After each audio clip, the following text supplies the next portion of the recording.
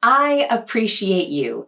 I appreciate your likes and your laughs and your loves and your shares. And you know what? I don't tell you enough. None of us express our appreciation to the people that matter to us. In this video, I want to specifically talk about how we share our appreciation with the people we work with, our colleagues, our fellow employees, and specifically, there are 5 different appreciation languages. An appreciation language, how we receive and show our appreciation of others. Dr. Gary Chapman has found that each of us express our appreciation and receive appreciation in different ways. If you have one appreciation language, note we're in this video, I'm going to talk about all 5, and you're constantly expressing that appreciation language, but your colleague has a different appreciation language, they might not feel that appreciation in the same way. My goal in this video is for you to not only identify your appreciation language, but also I want you to identify the appreciation language of everyone you work with.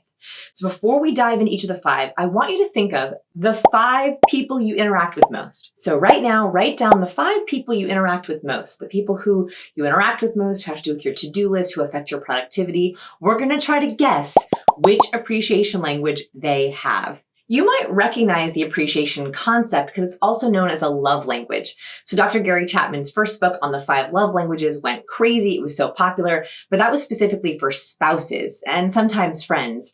Appreciation language is a concept that he developed over time that adapts the love languages to appreciation languages. I also have a quiz if you want to take to test yours officially. We're going to go through all 5 in the video, but if you want to take our free little quiz, you can take it as many times as you want. You could also have your friends, family, and colleagues take it so you officially know their love language. It's at scienceofpeople.com/love-language, and you can take that as many times as you want. So as we go through these in the video, be sure to take the official quiz and see where your colleagues rank. All right, let's dive in.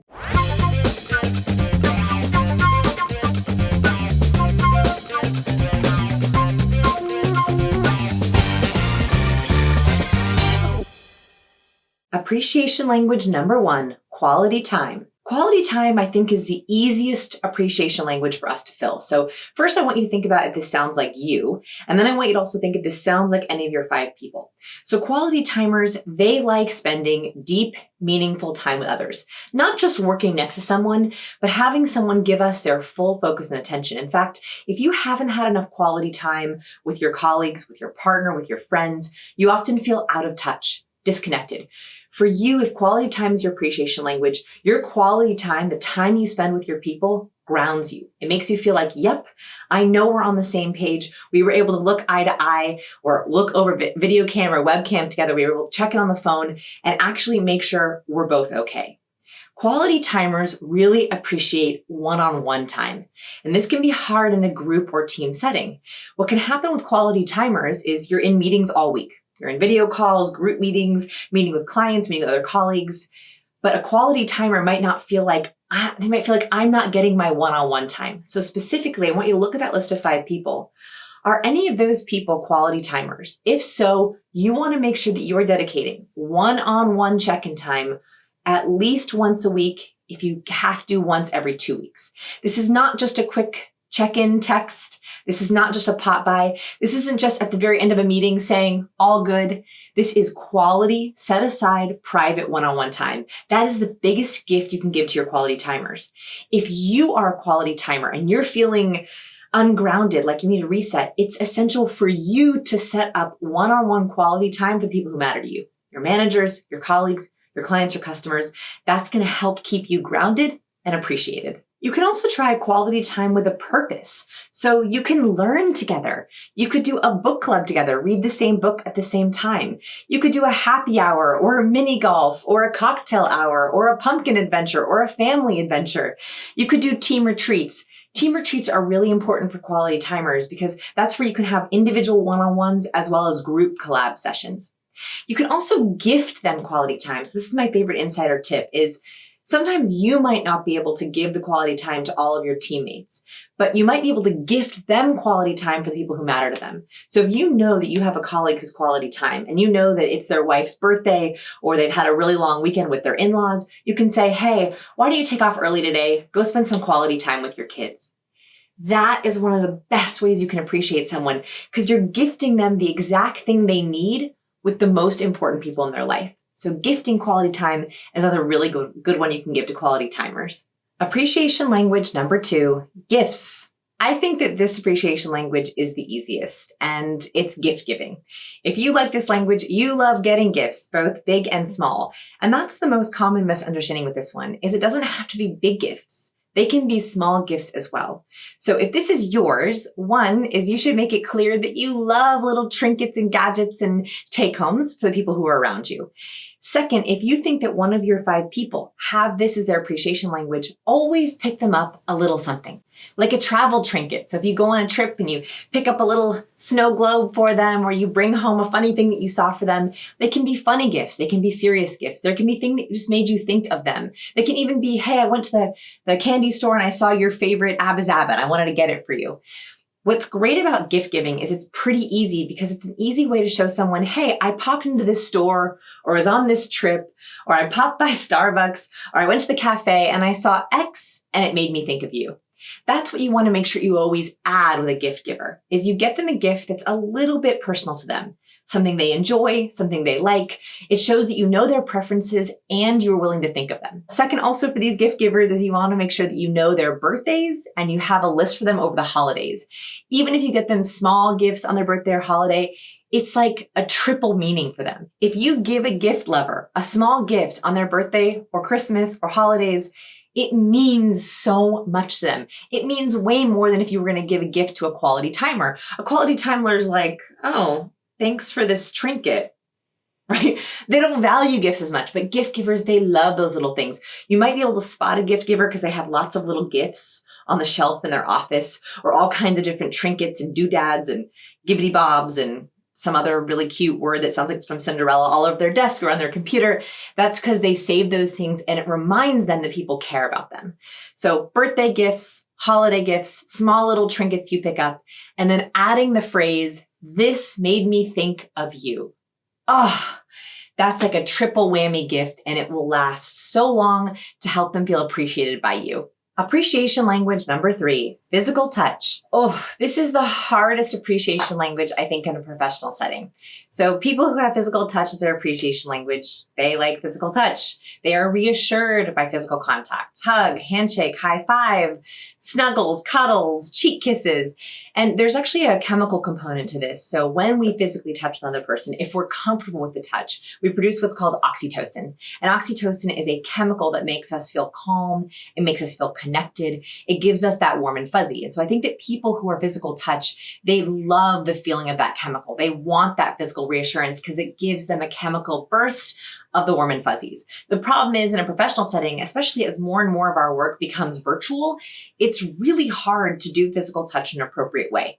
So I have 2 suggestions for you. One is that if you're in person and you can do comfortable professional touch, I think that always starting and ending on a handshake is a great way to start a meeting. This is the same if you already know the person. I think the biggest misconception about handshakes is you only handshake when you haven't seen a person in a long time, or you're just meeting someone for the first time. But a casual handshake, a hey, good morning, how's it going? Or even like a high five as you walk down the hallway, even a shoulder touch, hey, good to see you, buddy.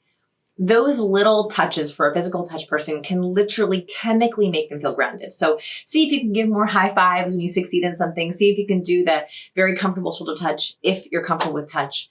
The second thing that I want you to consider doing, especially in a professional setting, is try to give oxytocin in other ways. So luckily, physical touch is not the only way that we produce oxytocin. We also produce oxytocin through eye contact. And thank goodness, research has showed that we even produce oxytocin through a webcam.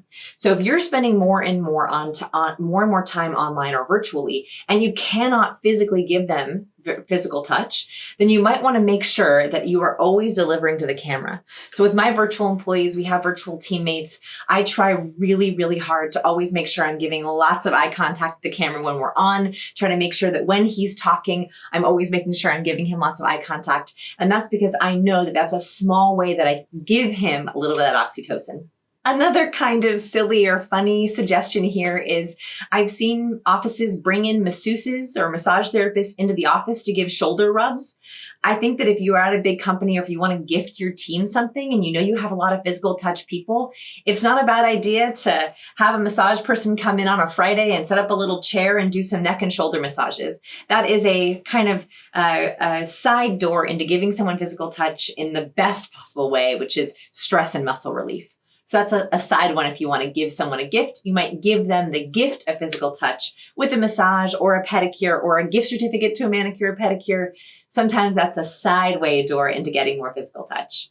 Appreciation language number 4, acts of service. This is my love language. I love this one so much. So acts of service, love language, these are the people who like when things are done for them. They're all about tasks. So for me, I'm super task oriented. I love being productive and efficient. So the way that I show appreciation is I do other people's tasks. I do things for them. I pick something up for them. I try to get things off of their list. And that's also how I feel most appreciated. When someone says, oh, hey, I took care of that for you. that is like a gift from heaven. When someone says they've done something for me or they took care of something for me, or my favorite phrase, I got that handled for you, or I'll handle that for you, or take that off your plate. Man, that is appreciation for me. So I want you to think about your list of people. Who do you think likes doing things for you, and who do you think really appreciates when you do for them?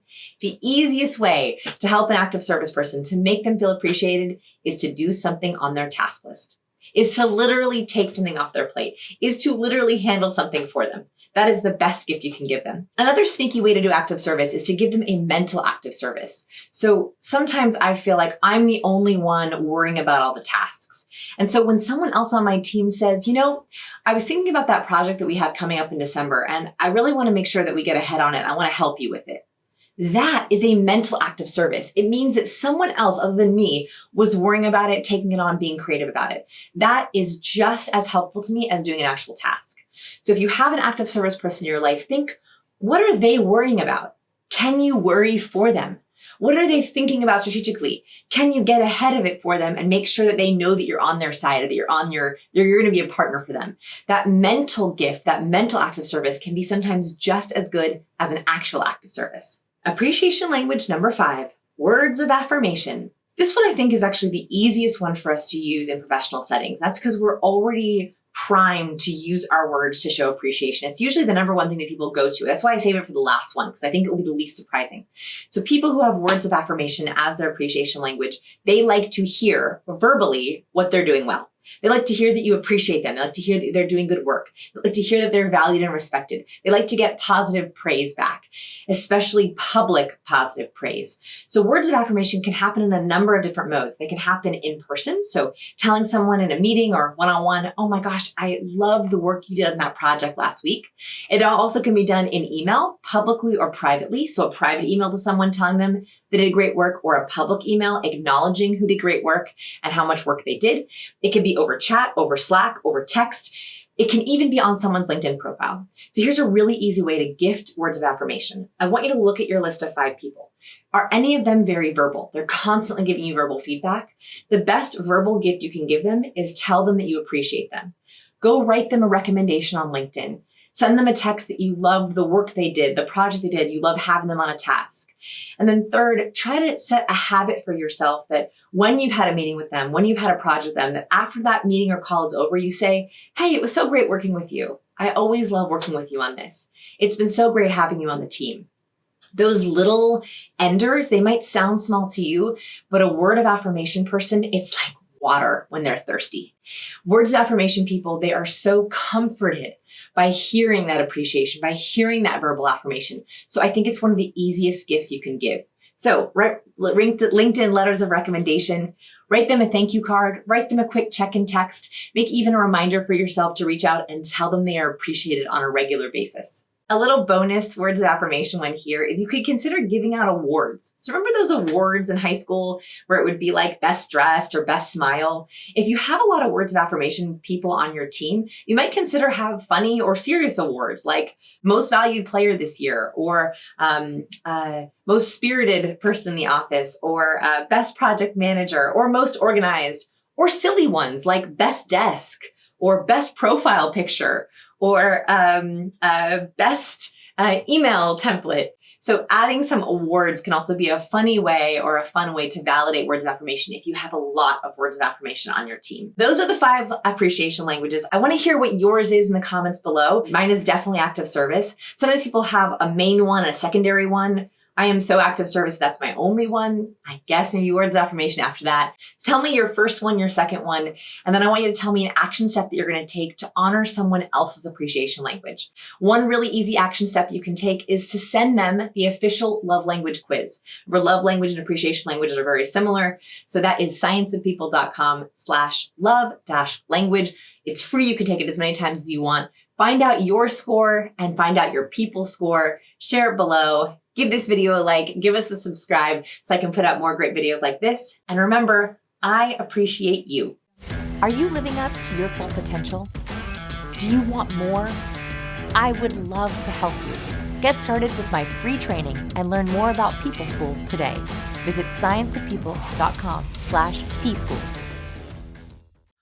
Wait, one more thing. Did you like this video? Can you give it a like? I would so appreciate it. Also be sure to comment below the video and tell me your favorite part. And if you really, really want to make my day, my week, my month, subscribe to the channel. I have so many good videos coming. Bye.